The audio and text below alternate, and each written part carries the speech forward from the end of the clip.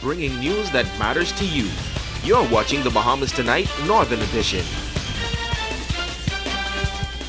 Welcome back. A top BTC executive giving a listening ear to the concerns from the business community regarding the level of service offered by the telecommunications provider. The executive was a guest at Rotary Club of Lucaya's weekly meeting. He also told ZNS News about some new services they hope to offer soon. Megan Shepard reports. Senior Vice President of Marketing and Brands at BTC is giving an overview of the company's ups and downs over the past 21 months. Marlon Johnson says the company enjoyed many successes and accomplishments, but they also realize that additional improvements are needed. On the mobile side, we have substantially built out our first phase of our 4G work. We recognize, obviously, that although we're hitting a lot of our KPIs, our key performance indicators in some areas, there still are hotspot areas in Grand Bahama and elsewhere that we have to address. So over the coming 3 to 4 months for the rest of the year, we will be looking at what we call hotspots. That's areas where we have excess congestion, where we have data issues, and we will be adding new sites and capacity on that measure. So while we are substantially complete this phase of the 4G development, we will be plugging in the holes where there are issues and expanding it out, as well as over time we move into what's called our LTE, our long-term evolution, which is the next phase of mobile data, and that should be in Grand Bahama before the end of the year. Johnson says the new retail and franchise stores are among their achievements. He is pleased with the steps the company has made along its journey, but says there is still much more the public should look out for in the future. We know there are holes in the network that we will plug. We are building our NGN network, which is our next generation network, and that meaning that all 120,000 plus of our landline customers are being put over onto a brand new cutting edge network that puts them on par with Singapore or New York or any place, and that means they're going to get awesome broadband experience. We will be looking at television, and so this fiscal year coming up, we will start trialing our television product. We may not go fully commercial with it, but we will have certain neighborhoods where we will roll out a cable television product, and we believe that's going to be exciting. So it really is about perfecting our network. It's about dealing with the customer care issues that we know we have, continuing to roll out our franchise network. Grand Bahama has the distinction of having our very first Bahamian franchise owner. Johnson says BTC plans to add at least 30 more franchise stores throughout the country within this year. Megan Shepard, ZNS Network News.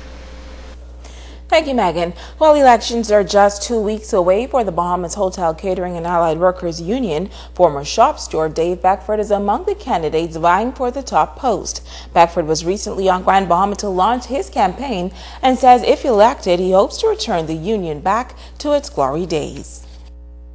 Former Chief Shop Steward Dave Beckford believes the hotel union lacks leadership and is heading in the wrong direction. He contends that the union members deserve better representation. Right here in Grand Bahama, 36 workers lost their jobs after being ill-advised by the union, which is so sad. And I just understand that another 140 workers at the Wyndham property in Nassau was just laid off this morning, and prior to that it was about 86. And so you see there's no representation. There's dismal failure by this administration.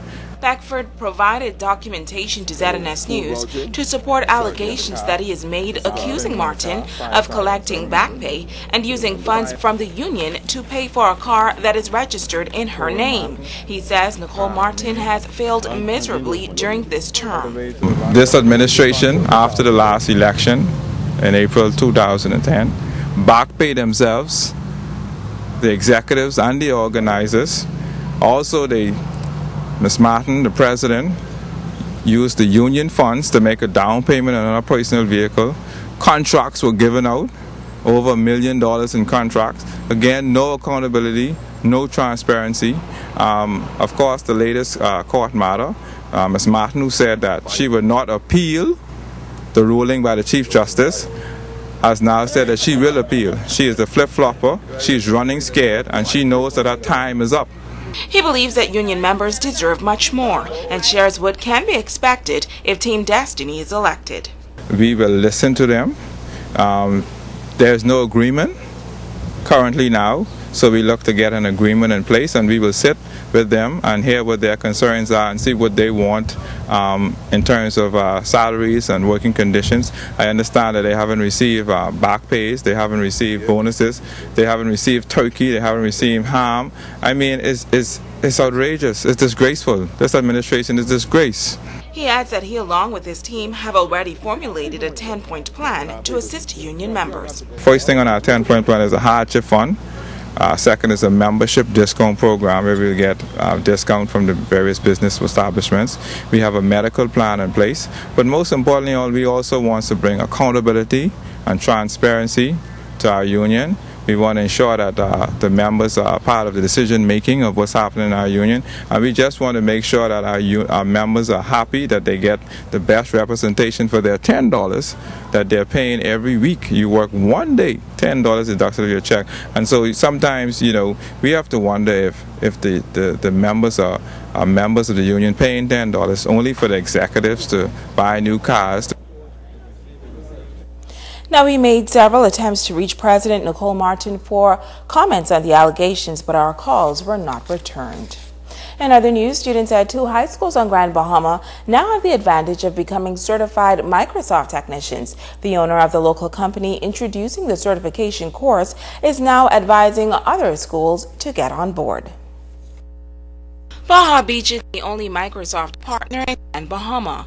The Bahamian-owned company that specialize in graphic and Microsoft technology is now expanding by integrating its program in the local schools. Director Dario Roberts says the success to any economy is through education, and that is why they are training local students to be at the cutting edge of technology. The way we get this particular slum is we have to educate the young persons. Right now, persons are educated, but are they ready for international consumption? No.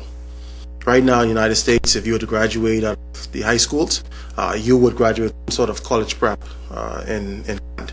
We're not doing that here in the Bahamas. Why? I don't know. But we saw a particular need for it to be done.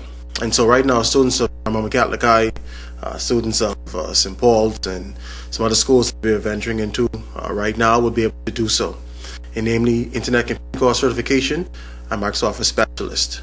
He says the program is a jump start to students interested in the field. So the question is, how much of a jump start? According to Roberts, the Microsoft certification course can give students up to 12 credits in college anywhere in the United States and here at home. We've introduced these particular programs to the school because we don't want the school to have to change their particular curriculum. These programs are crafted to their curriculum, crafted to their style.